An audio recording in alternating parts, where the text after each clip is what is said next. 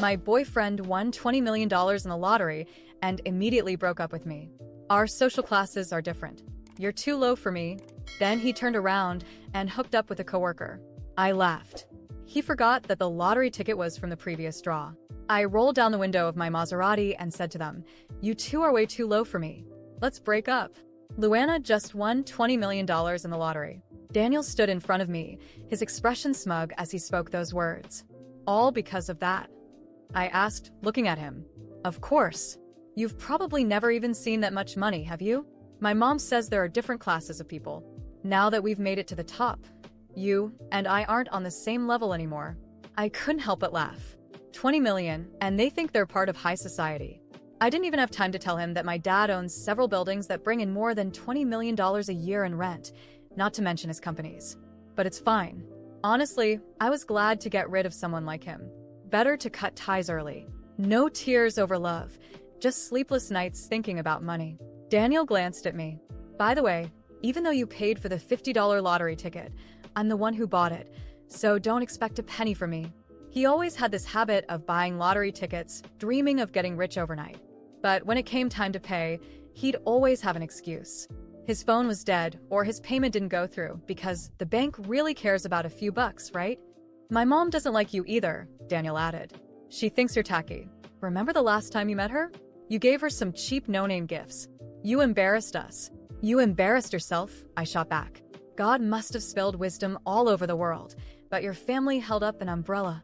I still remember the first time I met his mom. I gave her a pure wool scarf designed by an Italian luxury designer worth 5 figures and a bottle of French haute couture perfume.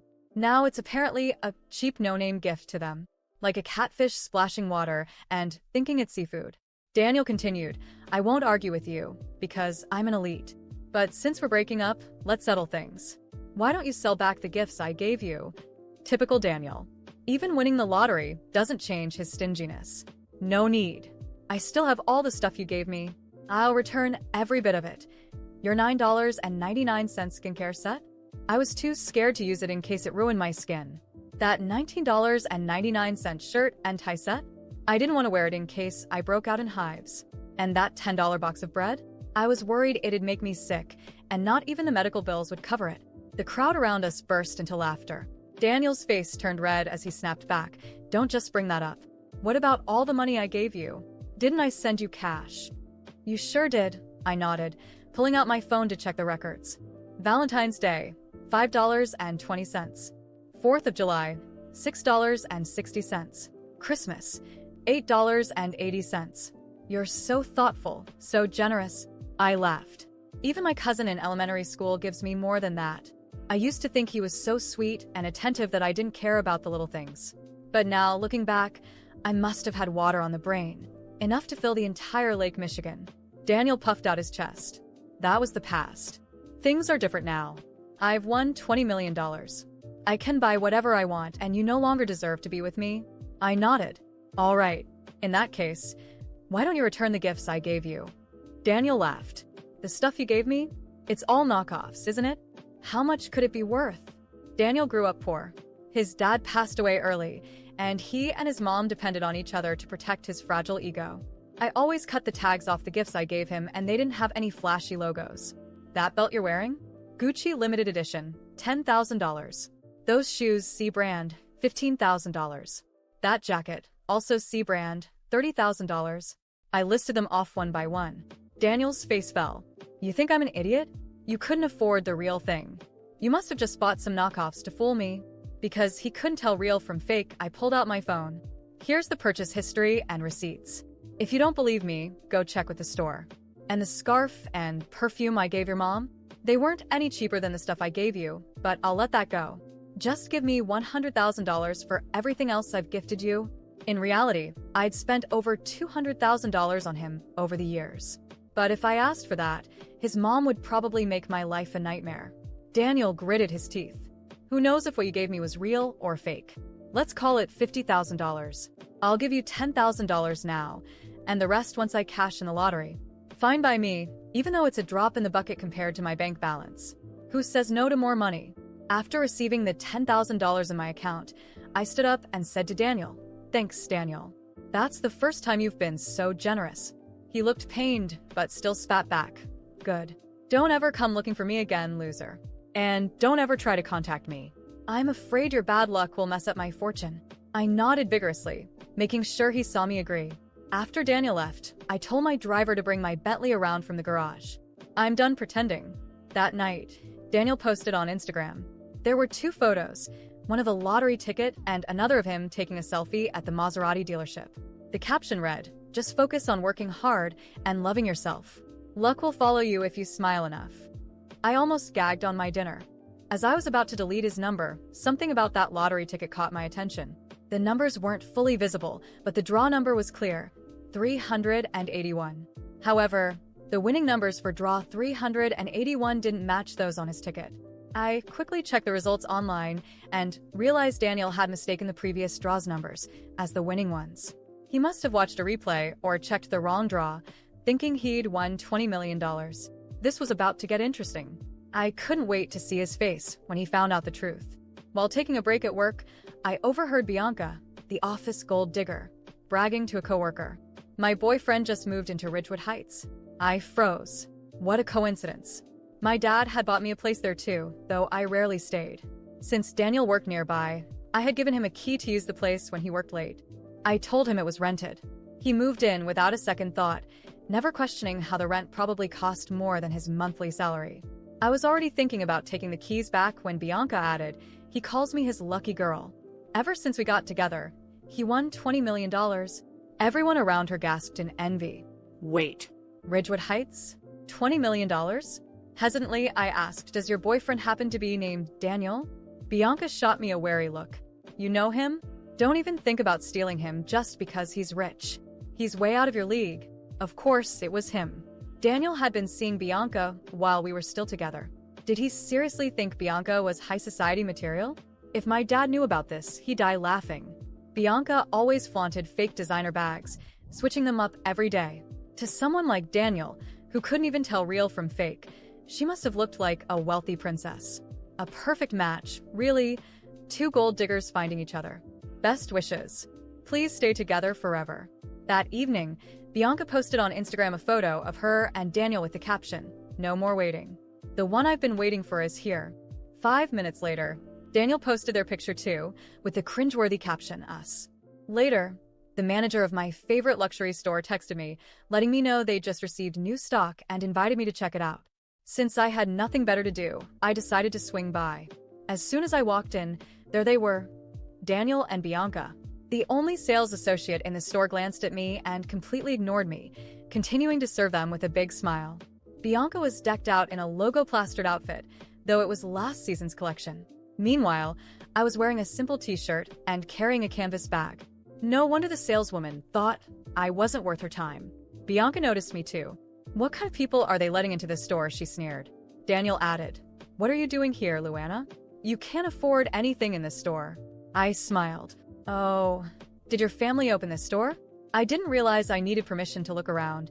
The saleswoman, clearly siding with them, said, "I'm sorry, miss, but the lowest priced item in our store is $30,000.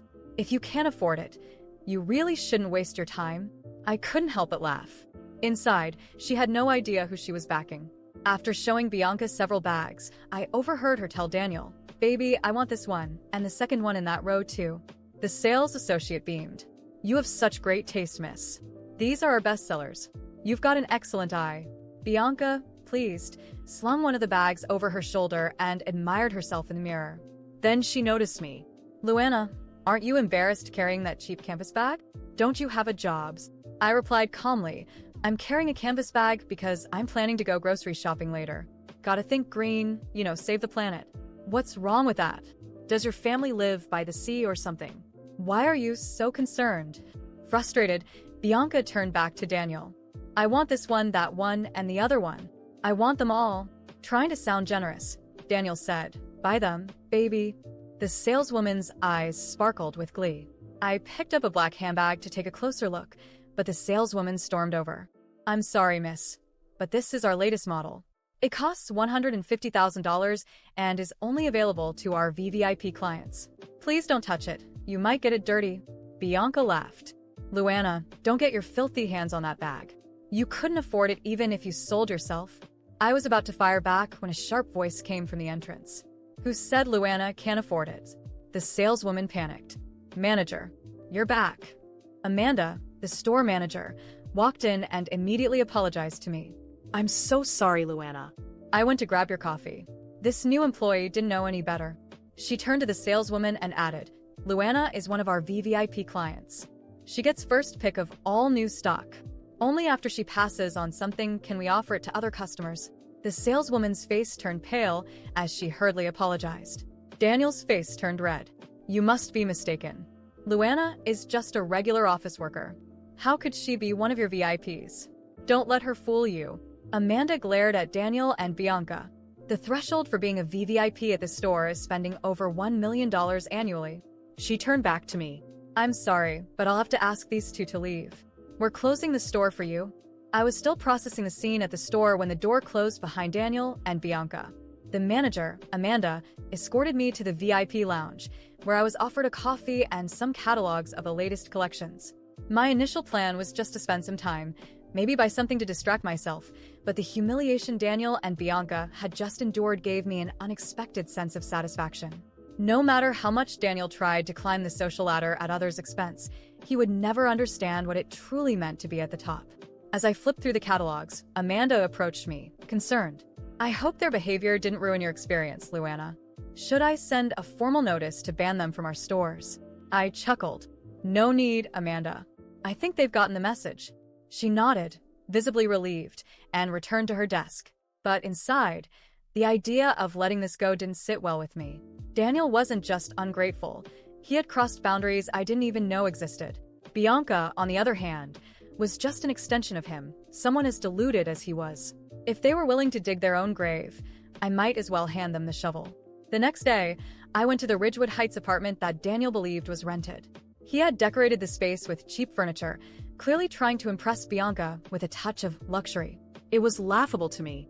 Using the spare key he never knew existed, I let myself in. The place was empty. They were probably at work, or, in his case, pretending to have a job.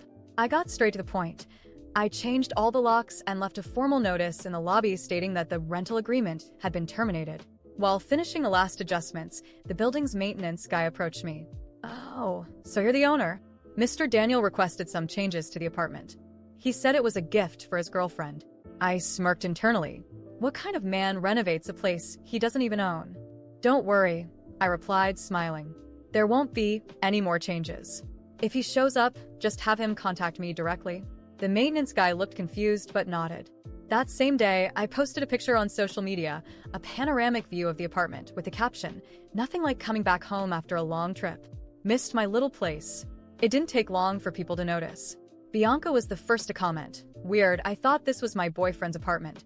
I ignored the comment, but inside, I felt a wave of satisfaction. That evening, Daniel sent me an angry text. Luana, what are you doing? Why did you change the locks?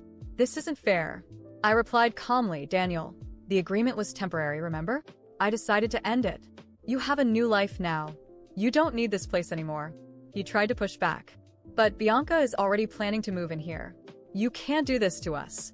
I laughed, but kept my response formal. Oh, I absolutely can. By the way, I suggest you find another place quickly. Ridgewood Heights isn't for everyone, you know? Daniel didn't respond, but I knew he got the message. Still, I knew he wouldn't give up easily, so I decided to prepare for the next steps. I called my lawyer and asked him to review any paperwork that could link Daniel or Bianca to the apartment. Everything was in my name, but I wanted to ensure there were no loopholes for them. In the following days, I noticed Daniel trying to save face on social media. He posted old pictures, pretending he was still living in luxury. Bianca, meanwhile, started flaunting handbags and shoes that were clearly borrowed or bought with money Daniel no longer had. Their lies were becoming more evident by the day. The final blow came one peaceful morning. I decided to stop by the office where Bianca and I worked. She was in the hallway, surrounded by coworkers, spinning one of her ridiculous stories. When she saw me, her smile vanished. What are you doing here? Thought you'd find it funny to show up after everything. I smiled. Bianca, sweetheart, I'm just here to pick up some documents. But since I'm here, I wanted to congratulate you. You really found someone who matches you. You're the perfect couple. So obsessed with status, you can't even see reality. The coworkers around her fell silent. Bianca tried to respond, but before she could, I added, "Oh, and just so you know, Daniel didn't win $20 million. He mixed up the lottery numbers. Maybe you should suggest he buy another ticket with the change from your fake handbags." Her expression changed entirely. For the first time, Bianca was speechless. I walked away without looking back, knowing their little charade was over. As I made my way to my car, I realized that revenge wasn't just about exposing them, it was about showing them they could never reach the level they pretended to be on. When I got into my car, I took a deep breath. Some people never learn, but I learned something valuable. Never underestimate the power of showing the truth, especially to those who live on lies. A few weeks had passed since the events that exposed Daniel and Bianca. Life moved on for me, but the consequences for them were swift and, to be honest, well-deserved. Starting with Daniel, his illusion of wealth crumbled as quickly as he tried to build his luxury life. After being kicked out of the Ridgewood Heights apartment, he attempted to rent a cheaper place, but without any real savings, he ended up moving back in with his mom. He tried to maintain the facade on social media, posting old pictures and pretending he still had money, but comments started rolling in. "Where's your rich girlfriend? What happened to the $20 million, Daniel?" He deleted his accounts shortly after. I heard that for a while. He went back to buying lottery tickets, hoping to make a comeback. Ironic, isn't it? Bianca, on the other hand, faced an even more humiliating downfall. The truth about her relationship with Daniel began to spread around the office.